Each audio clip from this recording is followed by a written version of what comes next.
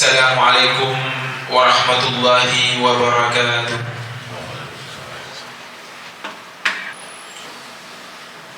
Innal hamdalillah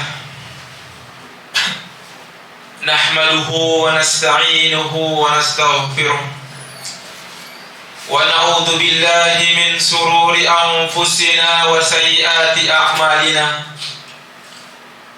May yahdihillahu fala mudilla lahu wa may yudlil fala hadiya lahu. Asyhadu an la ilaha illallah wahdahu la syarika lah wa asyhadu anna Muhammadan abduhu wa rasuluh. Ya ayyuhalladzina amanu taqullaha haqqa tuqatih wa la tamutunna illa wa antum muslimun. Ya ayyuhalladzina amanu taqullaha wa qulu qawlan sadida يصلح لكم أعمالكم ويغفر لكم ذنوبكم ومن يطع الله ورسوله فقد فاز فوزا عظيما. أما بعد. Jemaah kaum muslimin sedang salat Jumat rahimani wa rahimakumullah. Alhamdulillah, senantiasa kita bersyukur kepada Allah Azza wa Jalla atas semua kenikmatan yang Allah Subhanahu wa taala berikan kepada kita. Nikmat Islam, nikmat iman, dan juga nikmat-nikmat yang lainnya, baik yang kita sadari ataupun yang tidak kita sadari. Dan yang kedua, selawat iring salam senantiasa tercurahkan untuk Nabi kita Muhammad sallallahu alaihi wa ala alihi wasallam beserta keluarga beliau, para sahabat-sahabat beliau, serta umatnya yang senantiasa istiqomah mengikuti syariatnya hingga akhir zaman. Allahumma amin. Jemaah kaum muslimin sidang salat Jumat rahimani wa rahimakumullah. Untuk mengawali khutbah kita kali ini, mari kita dengarkan sebuah hadis yang sangat agung yang dikeluarkan oleh Imam Muslim dari sahabat yang mulia Abdullah ibn Abbas radhiyallahu anhuma. Berkata Abdullah ibn Abbas yang merupakan sepupunya Rasulullah sallallahu alaihi wa ala alihi wasallam, dan disebutkan juga hadis ini Nabi sampaikan kepada Ibnu Abbas ketika usia beliau masih 9 tahun, masih anak-anak. Maka Ibnu Abbas menuturkan, kuntu khalfa Nabi sallallahu alaihi wasallam yauman. Satu ketika Rasulullah memboncengku dalam suatu perjalanan. Lalu berkata Rasulullah kepadaku, ya gulam, inni u'allimuka kalimati. Wahai anak, aku akan mengajarkanmu beberapa pesan-pesan berharga, maka dengarkanlah. Maka Nabi lanjutkan, ihfadillaha yahfadka. Wa Ibnu Abbas, jagalah Allah, niscaya Allah akan menjagamu. Ihfadillaha tajidhu tujahak. Jagalah Allah, niscaya engkau akan mendapati Allah di hadapanmu. Idza sa'alta fas'alillah. Jika engkau minta, maka mintalah kepada Allah Subhanahu wa taala. Wa idza sta'anta fasta'in billah. Jika engkau minta pertolongan, mintalah hanya kepada Allah Subhanahu wa taala. Nabi lanjutkan, wahai Ibnu Abbas, wa'lam anna al-ummata law ijtama'at ala yanfa'uka bi syai'in lam yanfa'uka illa bi syai'in qad katabahu Allah 'alaik. Wahai Ibnu Abbas, jika semua manusia mereka berkumpul bersatu padu untuk memberikan manfaat kepadamu, niscaya mereka semua tidak akan sanggup, melainkan manfaat tersebut telah Allah takdirkan untukmu. Wa'alam in istamau ala yadurruka bi syai'in lam yadurruka illa bi syai'in. Wa Ibnu Abbas, dan sebaliknya, jika semua manusia mereka berkumpul bersepakat untuk menyesatkanmu, membahayakanmu, niscaya mereka semua tidak akan sanggup membahayakanmu. Rufi'il aqlam wa jaffati suhuf, dan mengatakan tinta telah kering dan pena telah diangkat oleh Allah Subhanahu wa taala. Maka jemaah kaum muslimin rahimani wa rahimakumullah, terlalu panjang hadis ini kalau kita membawakan semua ucapan para ulama ketika mereka mensyarah menjelaskan hadis yang mulia ini. Namun cukuplah kita potongan yang pertama, yang dipesan Rasul kepada Ibnu Abbas, ihfadillaha yahfadhuka. Jagalah Allah, niscaya Allah Subhanahu wa taala akan menjagamu. Al-Imam Ibn Rajab Al-Hanbali dalam kitab beliau Jami' al-Ulum wal Hikam, ketika beliau menjelaskan hadis ini, maksudnya adalah kita menjaga Allah adalah kita menjaga agamanya, kita menjaga syariatnya, menjaga ajarannya, kita menjaga Al-Quran dengan membacanya, menghafalnya, dan mengamalkannya serta mendakwakan kepada orang lain.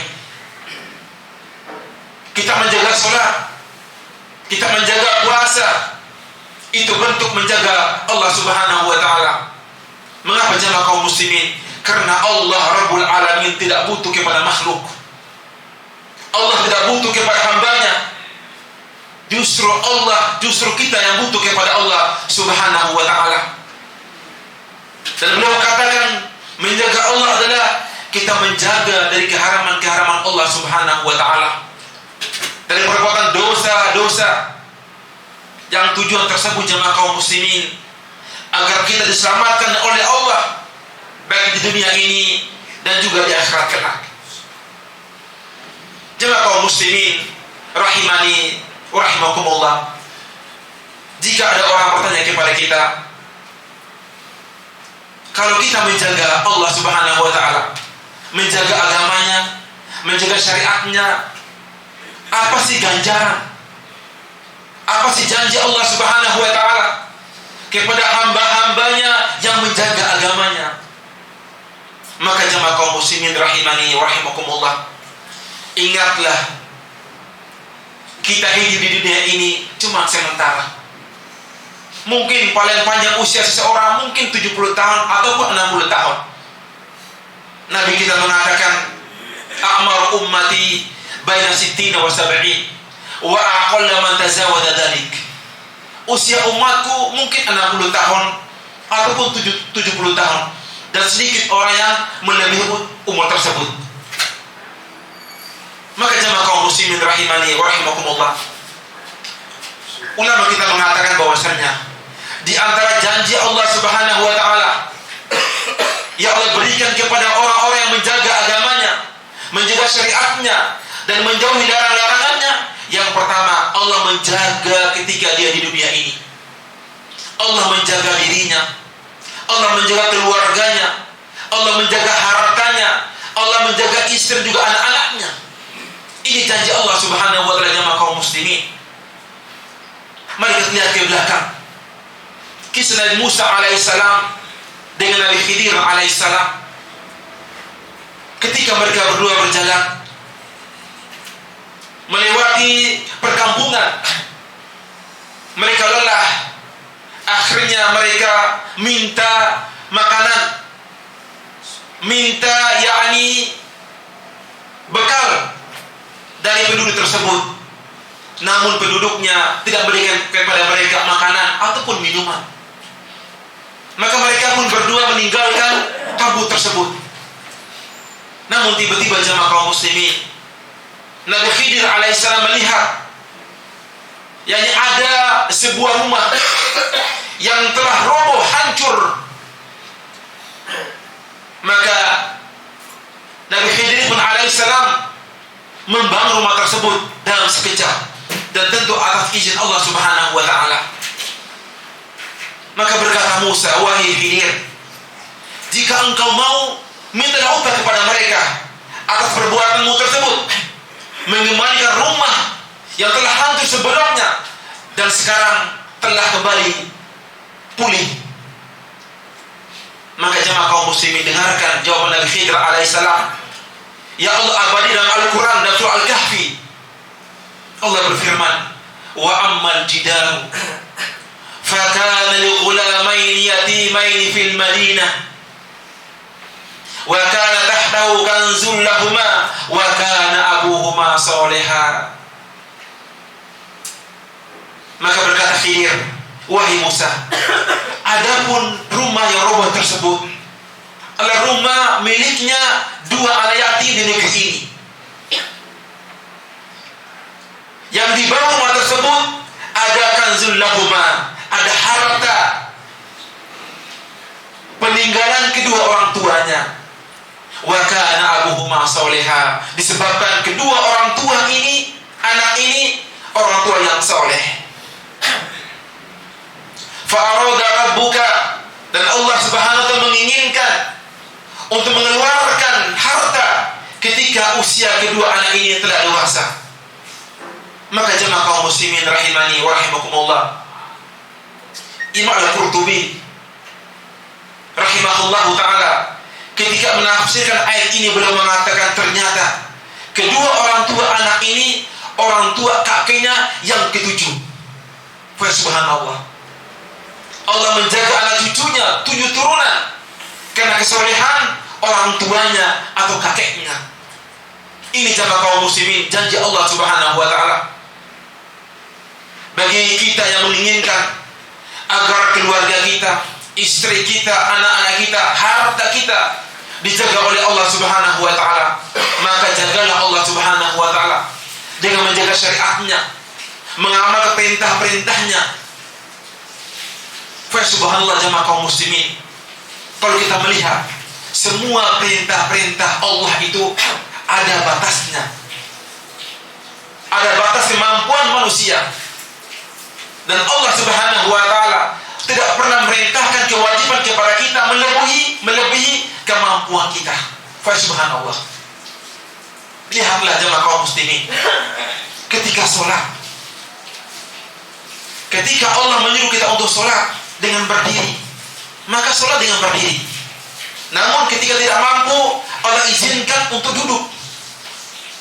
Ketika duduk pun susah, maka boleh dengan berbaring. Susah juga cukup dengan isyarat. Jika susah ke masjid, di rumah. Subhanallah. Lihatlah ketika berpuasa, Allah tahu ketika kita safar jauh perjalanan, Allah izinkan kita untuk berbuka dan diganti di hari-hari yang kita mudah untuk berpuasa. Ketika orang sakit yang tidak mungkin diharapkan untuk sembuh, dia gugur kewajiban berpuasa, cuma membayar fidyah. Lihatlah ketika zakat, tidak semua diwajibkan untuk mengeluarkan zakat, hanya orang-orang yang kaya raya yang mampu memiliki harta. Ada yang fakir, yang miskin, justru dia mendapatkan zakat. Subhanallah, ini keindahan agama Islam jamaah kaum muslimin.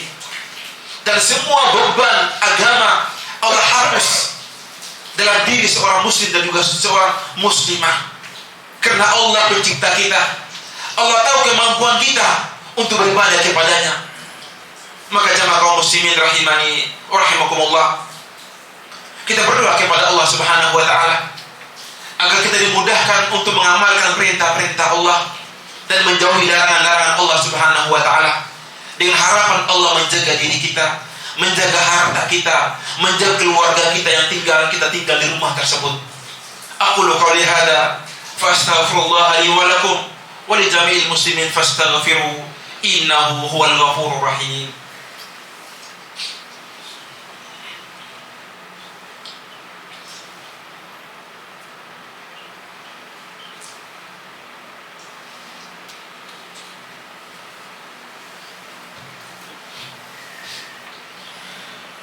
Alhamdulillahi Rabbil Alamin.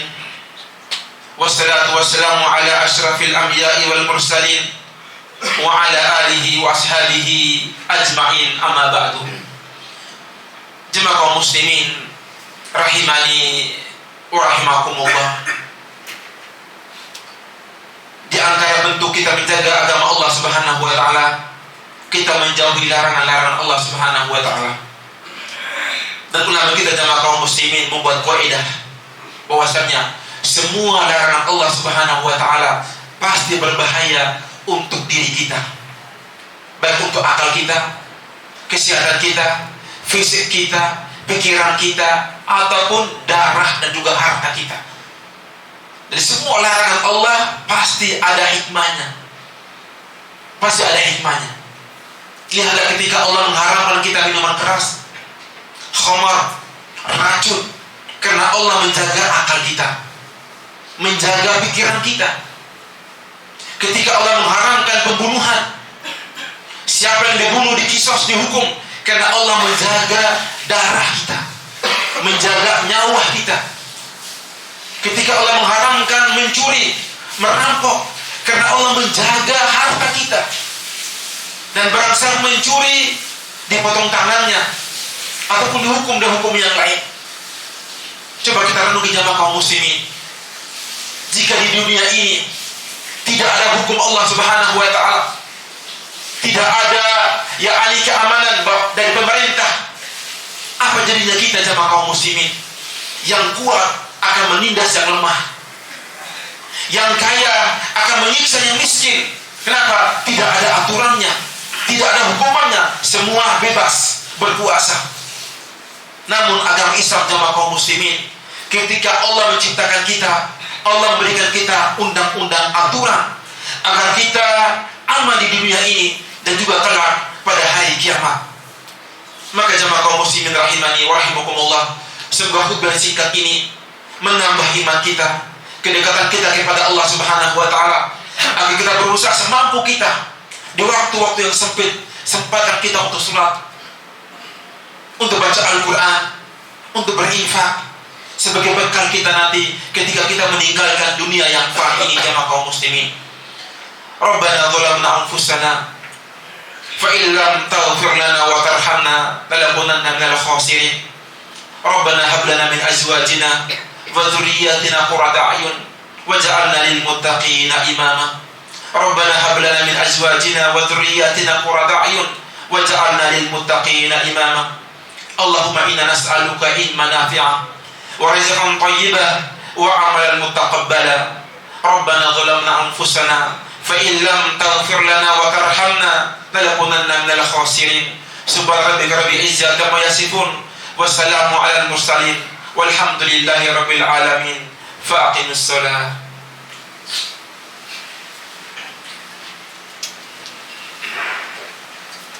Allahu akbar.